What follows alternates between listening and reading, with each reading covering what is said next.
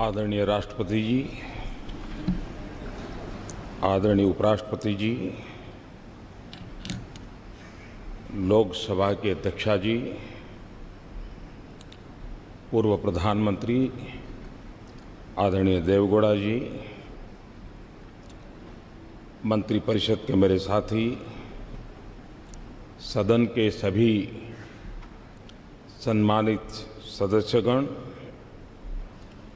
और विविध क्षेत्र से पधारे हुए सभी वरिष्ठ महानुभाव,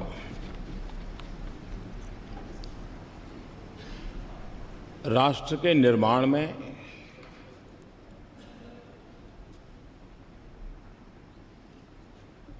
कुछ ऐसे पल आते हैं जिस पल पर हम किसी नए मोड़ पर जाते हैं, नए मुकाम की ओर पहुंचने का प्रयास करते हैं।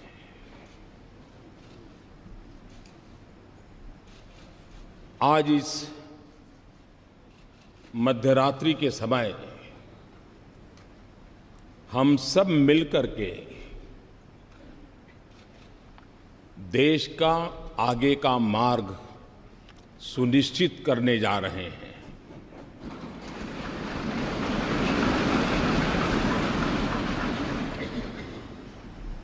कुछ देर बाद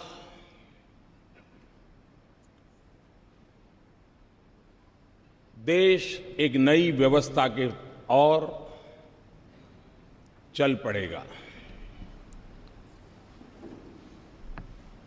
125 करोड़ देशवासी इस ऐतिहासिक घटना के साक्षी हैं।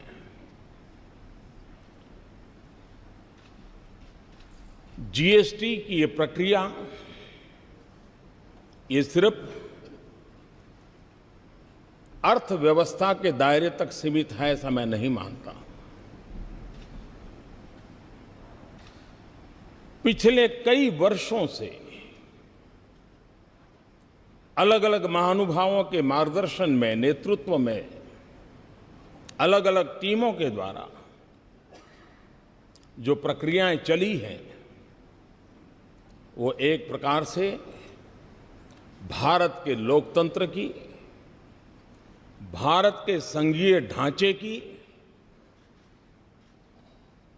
कोऑपरेटिव फेडरलिज्म के हमारे कंसेप्ट की एक बहुत बड़ी मिसाल के रूप में आज ये अवसर हमारा आया है।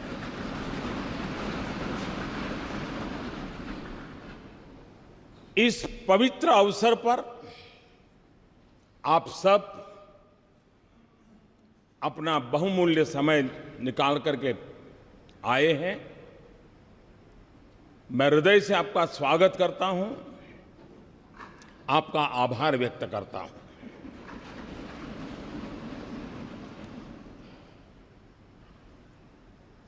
ये जो दिशा हम सब ने निर्धारित की है, जो रास्ता हमने चुना है, जिस व्यवस्था को हमने विकसित किया है, यह किसी एक दल की सिद्धि नहीं है। यह किसी एक सरकार की सिद्धि नहीं है। ये हम सबकी साझी विरासत है। हम सबके साझे प्रयासों का परिणाम है। और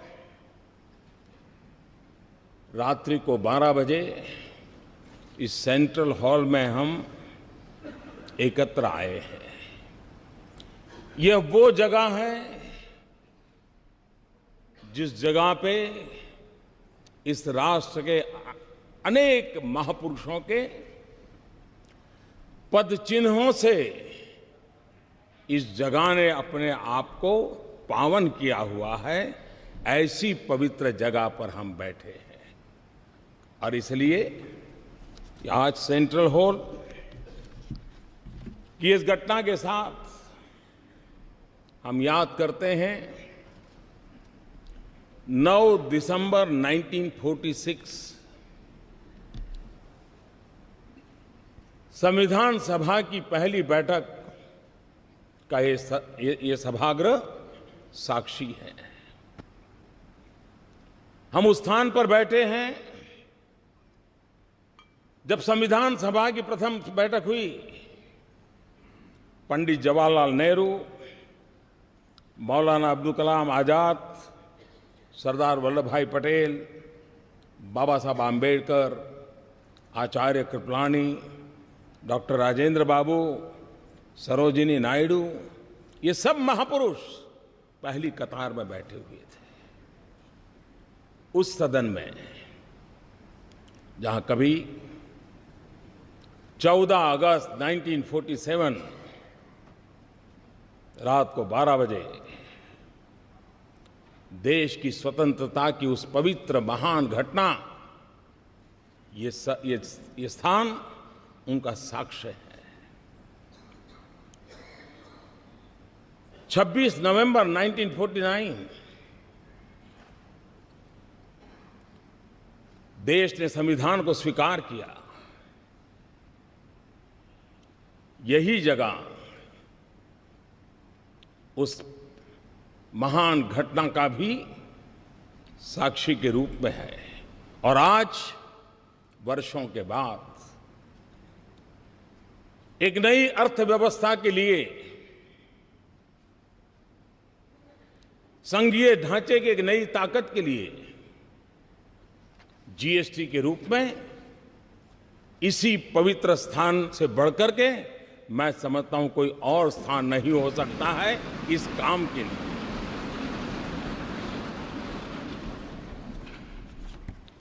संविधान का मंथन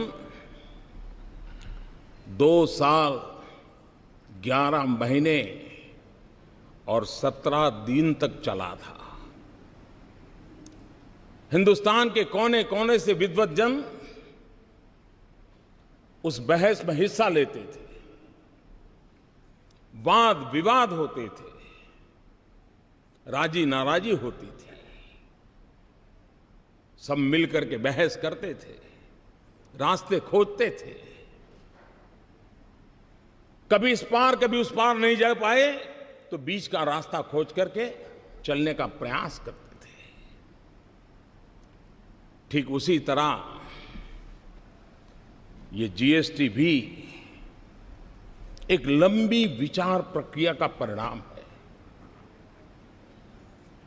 सभी राज्य समान रूप से, केंद्र सरकार उसी की बराबरी में और सालों तक चर्चा की है। संसद में इसके पूर्व के भी सांसदों ने, उसके पूर्व के सांसदों ने लगातार इस पर बहस की है। एक प्रकार से best brains of the country उन्होंने लगातार इस काम को किया है और उसी का परिणाम है कि आज ये जीएसटी को हम साकार रूप में देख सकते हैं। जब संविधान बना तो संविधान ने पूरे देश के नागरिकों को समान अवसर, समान अधिकार, उसके लिए सुनिश्चित व्यवस्था खड़ी करती थी। और आज जीएसटी एक प्रकार से सभी राज्यों के उन मोतियों को एक धागे में परोने का और आर्थिक व्यवस्था के अंदर एक सुचारू व्यवस्था लाने का एक अहम प्रयास है। जीएसटी ये कोऑपरेटिव फेडरलिज्म की एक मिसाल है जो हमें हमेशा हमेशा और अधिक साथ मिलकर चलने की ताकत देगी। जीएसटी ये टीम इंडिया का क्या परिणाम हो सकता है, ये टीम इंडिया की कर्तृत्व शक्ति का, सामर्थ्य का परिचायक है। ये जीएसटी काउंसिल केंद्र और राज्य ने मिलकर के उन व्यवस्थाओं को विकसित किया है जिसमें गरीबों के लिए जो पहले उपलब्ध सेवाएं थी उन सारी सेवाओं को बरकरार रखा है। दल कोई भी हो, सरकार कहीं की भी हो, गरीबों के प्रति संवेदनशीलता इस जीएसटी के साथ जुड़े हुए सब लोगों ने समान रूप से उसकी चिंता की है। मैं जीएसटी काउंसिल को बधाई देता हूं। अब तक इस काम का नेतृत्व जिन जिन लोगों ने किया है, अरुण जी ने विस्तार से कहा था, मैं उसका पुनरावर्तन नहीं करता हूं। मैं उन सबको भी बधाई देता हूं। इस प्रक्रिया को जिन जिन लोगों ने आगे बढ़ाया उन सबको मैं बधाई देता हूं। आज जीएसटी काउंसिल की 18वीं मीटिंग हुई और थोड़ी देर के बाद जीएसटी लागू होगा।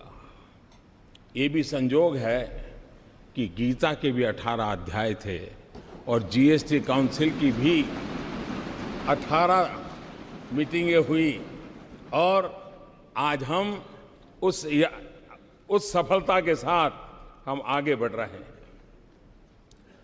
एक लंबी प्रक्रिया थी, परिश्रम थी, शंका आशंकाएं थी, राज्यों के मन में गहरे सवाल थे, लेकिन अथाग पुरुषार्थ, परिश्रम, दिमाग की जितनी भी शक्ति उपयोग में लाई जा सकती है ला करके इस कार्य को पार किया है।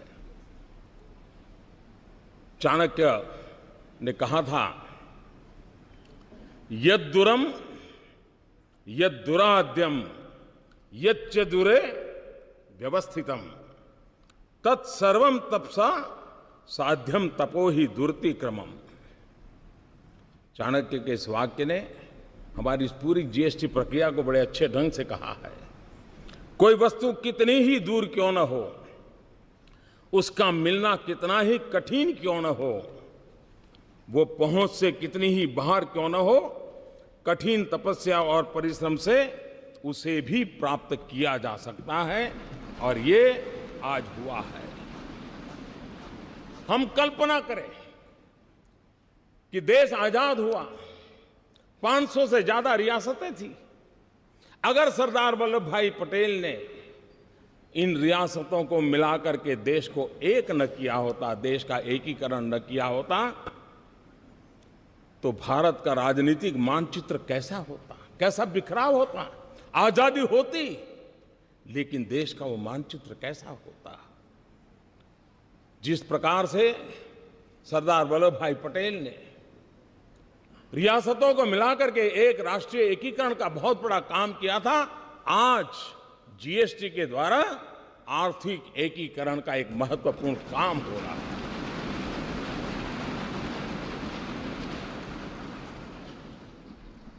29 राज्य, 7 केंद्र शासित प्रदेश, केंद्र के 7 टैक्स, राज्यों के 8 टैक्स और हर चीजों के अलग अलग टैक्स का हिसाब लगाएं, 500 प्रकार के टैक्स कहीं न कहीं अपना रोल कर रहे थे। आज उन सब से मुक्ति पाकर के अब गंगानगर से लेकर के ईटानगर तक, लेह से लेकर के लक्षद्वीप तक, वन नेशन वन टैक्स, ये सपना हमारा साकार होके रहेगा। और जब इतने सारे टैक्स, 500 अलग अलग हिसाब लगाए, 500 टैक्स। आल्बर्ट आइंस्टाइन प्रखर वैज्ञानिक, उन्होंने एक बार बड़ी मजेदार बात कही थी। उन्होंने कहा था, दुनिया में अगर कोई चीज समझना सबसे ज्यादा मुश्किल है तो वो है इनकम टैक्स। ये आल्बर्ट आइंस्टाइन ने कहा था। मैं सोच रहा था अगर वो यहां होते तो पता नहीं ये सारे टैक्स देख करके क्या कहते, क्या सोचते। और इसलिए, और हमने देखा है कि उत्पाद के अंदर के उत्पादन में तो ज्यादातर कोई बहुत असमानता नहीं आती है, लेकिन जब प्रोडक्ट बाहर जाता है राज्यों के अलग अलग टैक्स के कारण असमानता दिखती है। एक ही चीज दिल्ली में एक दाम होगा, 25-30 किलोमीटर दूर गुरुग्राम में दूसरा लगेगा, और उधर नोएडा में गए तो तीसरा होगा। क्यों? क्योंकि हरियाणा का टैक्स अलग, उत्तर प्रदेश का टैक्स अलग, दिल्ली का टैक्स अलग। इन सारी विविधताओं के कारण सामान्य नागरिक के मन में सवाल उठता था कि मैं गुरुग्राम जाऊं तो यही चीज मुझे इतने में मिल जाती है, मैं वही चीज नोएडा जाता हूं तो इतने में मिलती है, और दिल्ली में जाता हूं तो इतने में मिलती है। एक प्रकार से हर किसी के लिए कंफ्यूजन की स्थिति रहती थी, और पूंजी निवेश में भी विदेशों के लोगों के लिए यह सवाल रहता था कि भाई किस एक व्यवस्था हम समझते हैं और काम कहीं सोचते हैं तो दूसरे राज्य में दूसरी व्यवस्था सामने आती है, और एक कंफ्यूजन का माहौल बना रहता था। आज उस पर से हम मुक्ति की ओर आगे बढ़ रहे हैं। अरुण जी ने बड़ा विस्तार से वर्णन किया है कि जीएसटी के कारण ऑक्ट्रोय की व्यवस्था हो, एंट्री टैक्स हो, सेल टैक्स हो, वैट हो, न जाने कितनी चीजें, सारा वर्णन उन्होंने विस्तार से किया, सब खत्म हो जाएगा। हम जानते हैं कि हम एंट्री के टोल पर घंटों तक हमारे व्हीकल खड़े रहते हैं, देश का अरबों खरबों का नुकसान होता है। फ्यूल के जलने के कारण पर्यावरण का भी उतना ही नुकसान होता है। इस सारी व्यवस्थाएं सीमलेस होने के कारण एक प्रकार से उन सारी अव्यवस्थाओं में से एक मुक्ति का मार्ग हमें प्राप्त होगा। कभी कभार पेरिसेबल गुड खास करके समय पर पहुंचना बहुत आवश्यक होता था, लेकिन वो जब नहीं पहुंचता था तो उसके कारण उस पहुंचाने वाले का भी नुकसान होता था, और जो प्रोसेसिंग करता था उसका भी नुकसान होता था। इन सारी जो व्यवहार जीवन की अव्यवस्थाएं थी, उन अव्यवस्थाओं से आज हम मुक्ति पा रहे हैं और हम आगे बढ़ रहे हैं। जीएसटी के तौर पर देश एक आधुनिक टैक्सेशन सिस्टम की ओर आज कदम रख रहा है, बढ़ रहा है। एक ऐसी व्यवस्था है जो ज्यादा सरल है, ज्यादा पारदर्शी है। एक ऐसी व्यवस्था है जो काले धन को और भ्रष्टाचार को रोकने में एक अवसर प्रदान करती है। एक ऐसी व्यवस्था है जो ईमानदारी को अवसर देती है, जो ईमानदारी से व्यापार करने के लिए एक नया उत्साह और उमंग भरने की व्यवस्था इससे मिलती है। एक ऐसी व्यवस्था है जो नए गवर्नेंस के कल्चर को भी लेकर के आती है, और जिसके द्वारा जीएसटी हम लेकर के आए हैं। भाइयों साथियों, टैक्स टेररिज्म और इंस्पेक्टर राज, ये बात कोई नई नहीं है। सब दूर ये शब्द हम सुनते आए हैं। परेशानी भुगतने वालों से हमने उस चिंता को अनुभव किया है, और जीएसटी की इस व्यवस्था के कारण, टेक्नोलॉजिकली सारा ट्रेल होने के कारण, अब अफसरशाही, उसके लिए ग्रे एरिया बिल्कुल समाप्त हो रहा है।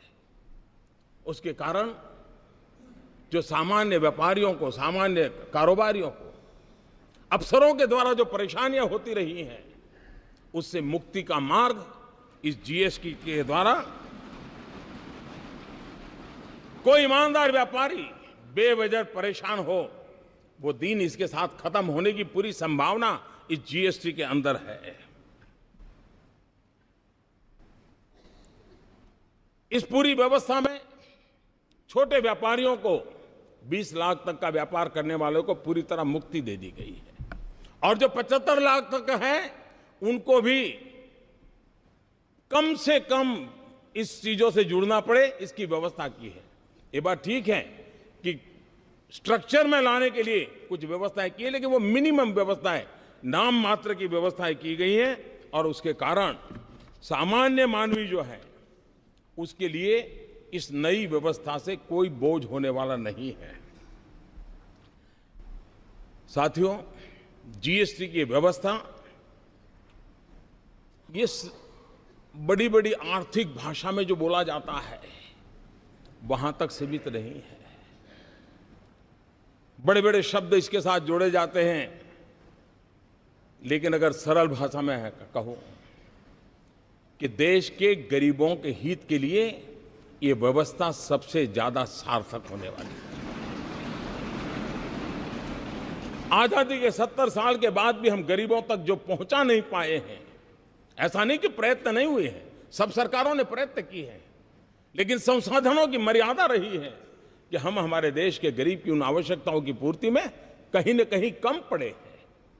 अगर हम संसाधनों को सुव्यवस्थित ढंग से, और बोझ किसी एक पर न जाए, बोझ स्प्रेड हो जाए, हॉरिजॉन्टल जितना हम स्प्रेड करें उतना ही देश को वर्टिकल ले जाने की सुविधा बढ़ती है। और इसलिए उस दिशा में जाने का काम, अब वो कच्चा बिल पक्का बिल ये सारी खेल खत्म हो जाएंगे, बड़ी सरलता हो जाएगी। और मुझे विश्वास है छोटे मोटे व्यापारी भी ये जो गरीब को बेनिफिट मिलने वाला है वो जरूर उसको ट्रांसफर करेंगे, ताकि गरीब का भला हम लोगों को आगे बढ़ाने के लिए बहुत बहुत काम आने वाला है। कभी कभी आशंकाएं होती हैं कि ये नहीं होगा, डिकना नहीं होगा, फलाना नहीं होगा, और हमारे देश में हम जानते हैं कि जब 10th और 12th के रिजल्ट ऑनलाइन देने की शुरुआत की और एक साथ सब गए जब, तो सारा हैंगअप हो गया और दूसरे दिन खबर यही बन गई कि ऐसा हो गया। आज भी काफी इसी चर्चा होती है। ये बात ठीक है कि हर किसी को टेक्नोलॉजी नहीं आती है, लेकिन हर परिवार में 10वीं 12वीं का अगर विद्यार्थी है तो उसको ये सारी चीजें आती हैं। कोई मुश्किल काम नहीं, इतना सरल है। घर में 10वीं 12वीं का विद्यार्थी भी रहता है तो चीजें छोटे से व्यापारी को भी, और वो मदद कर सकता है, रास्ता निकल सकता है। जो लोग आशंकाएं करते हैं, मैं कहता हूं कृपा करके ऐसा मत कीजिए।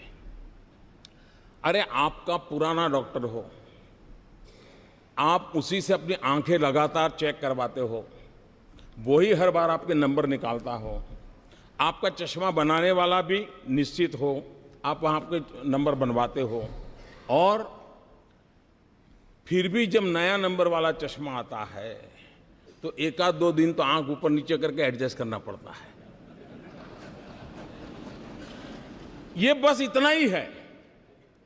और इसलिए थोड़ा सा हम प्रयास करेंगे, इस व्यवस्था के साथ हम आसानी से जुड़ जाएंगे। और इसलिए मैं आपसे आग्रह करता हूं कि अफवाहों के बाजार को बंद करें, और अब जब देश चल पड़ा है तो सफल कैसे हो, देश के गरीब जनों की भलाई के लिए कैसे काम हो, उस पर हम दे करके चलें। और तब जाकर के जीएसटी की इस निर्णय का वैश्विक इकोनॉमिक वर्ल्ड में एक बहुत सकारात्मक प्रभाव हुआ है। भारत में जो पूंजी निवेश करना चाहते हैं उनके लिए भी एक प्रकार की व्यवस्था बहुत आसानी से वो समझ पाते हैं और उसको चला पाते हैं।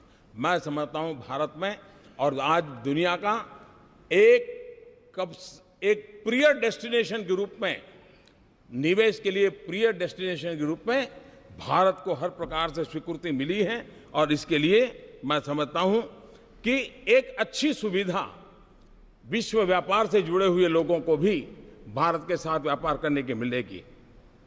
जीएसटी एक ऐसा कैटालिस्ट है जो देश के व्यापार को, उसमें जो असंतुलन है उस असंतुलन को खत्म करेगा। जीएसटी एक ऐसा कैटालिस्ट है जिससे एक्सपोर्ट प्रमोशन को भी बहुत बल मिलेगा। और जीएसटी एक वो व्यवस्था है जिसके कारण आज हिंदुस्तान में जो राज्य ठीक से विकसित हुए हैं उनको विकास के अवसर तुरंत मिलते हैं, लेकिन जो राज्य पीछे रह गए हैं उनको वो अवसर तलाशने में बहुत दम गूंथना पड़ता है। उन राज्यों का कोई दोष नहीं है, प्राकृतिक संपदा से समृद्ध है। हमारा बिहार देखें, हमारा पूर्वी उत्तर प्रदेश देखें, हमारा पश्चिम बंगाल देखें, हमारे नॉर्थ ईस्ट के देखें, हमारा उड़ीसा देखें, संसाधन प्राकृतिक संसाधनों से भरे पड़े हैं। लेकिन अगर उनको ये व्यवस्था, जब जिस एक कानून की व्यवस्था मिल जाएगी, मैं साफ देख रहा हूं कि हिंदुस्तान का पूर्वी हिस्सा के विकास के में जो कुछ भी कमी रह गई है उसको पूरा करने का सबसे बड़ा अवसर सबसे बड़ा अवसर इससे मिलने वाला है। हिंदुस्तान के सभी राज्यों को विकास के समान अवसर प्राप्त होना, ये अपने आप में विकास के राह पर आगे बढ़ने का एक बहुत बड़ा अवसर है। जीएसटी एक प्रकार से जैसे हमारी रेलवे है, रेलवे केंद्र और राज्य मिलकर के चलाते हैं, फिर भी भारतीय रेल के रूप में हम देखते हैं। राज्य के अंदर स्थानीय रूप से मदद मिलती है, एक समान रूप से हम देखते हैं। हमारी सेंट्रल सर्विस के अधिकारी केंद्र और राज्यों में वितरित हैं, फिर भी दोनों तरफ से मिलकर के चला सकते हैं। एक जीएसटी ऐसी व्यवस्था है कि जिसमें पहली बार केंद्र और राज्य के लोग मिलकर के निश्चित दिशा में काम करने वाले हैं।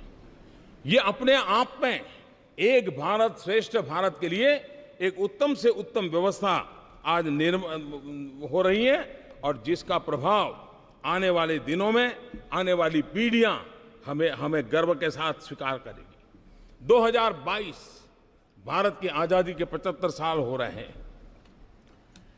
न्यू इंडिया का सपना लेकर के हम चल पड़े हैं। 125 करोड़ देशवासी न्यू इंडिया बनाने के सपनों को लेकर के चल रहे हैं, और इसलिए भाइयों बहनों, जीएसटी एक अहम भूमिका अदा करेगी।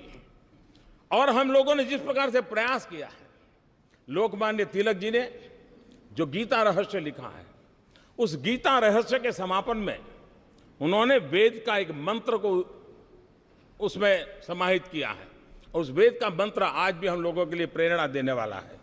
और लोकमान्य तिलक जी ने कहा है, उसका उल्लेख किया हुआ है, मूलतः ऋग्वेद का एक श्लोक है, समानी वह आकृति ही समाना हृदयानि वह समानमस्तु वो मनो यथा वह सुसहासति। आप लोगों का संकल्प, निश्चय और भाव, अभिप्राय एक समान रहे, आप लोगों के हृदय एक समान हो, जिससे आप लोगों का परस्पर कार्य सर्वत्र एक साथ भली प्रकार से हो सके। इस भाव से लोकमान्य तिलक जी ने भी हमें आज परिणाम दिया है। जीएसटी न्यू इंडिया की एक टैक्स व्यवस्था है। जीएसटी डिजिटल भारत की टैक्स व्यवस्था है। जीएसटी सिर्फ ईज ऑफ डूइंग बिजनेस नहीं है, GST way of doing business की भी एक दिशा दे रहा है। जीएसटी सिर्फ एक टैक्स रिफॉर्म नहीं है, लेकिन वो आर्थिक रिफॉर्म का भी एक अहम कदम है। जीएसटी आर्थिक रिफॉर्म से भी आगे एक सामाजिक रिफॉर्म का भी एक नया तबका, जो एक ईमानदारी के उत्सव की दिशा में ले जाने वाला ये बन रहा है। कानून की भाषा में GST goods and service tax के रूप में जाना जाता है, लेकिन जीएसटी से जो लाभ मिलने वाले हैं, और इसलिए मैं ये कहूंगा कि कानून भले कहता हो कि गुड्स एंड सर्विस टैक्स, लेकिन हकीकत में ये गुड एंड सिंपल टैक्स है। और गुड इसलिए कि टैक्स पर टैक्स जो लगते थे उससे मुक्ति मिल रही है। सिंपल इसलिए है कि पूरे देश में एक ही फॉर्म होगा, एक ही व्यवस्था होगी, और उसी व्यवस्था से चलने वाला है, और इसलिए उसे हमें आगे बढ़ाना है। मैं आज इस अवसर पर आदरणीय राष्ट्रपति जी ने समय निकाल करके, क्योंकि इस सारी यात्रा के वे भी एक साथी रहे, सहयात्री रहे, इसके हर पहलू को उन्होंने भली भांति देखा है, जाना है, प्रयास किया है। उनका मार्गदर्शन इस महत्वपूर्ण ऐतिहासिक घड़ी में हम सब के लिए एक बहुत बड़ी प्रेरणा का कारण बनेगा, नया उमंग और उत्साह मिलेगा, और उसको लेकर के हम आगे चलेंगे।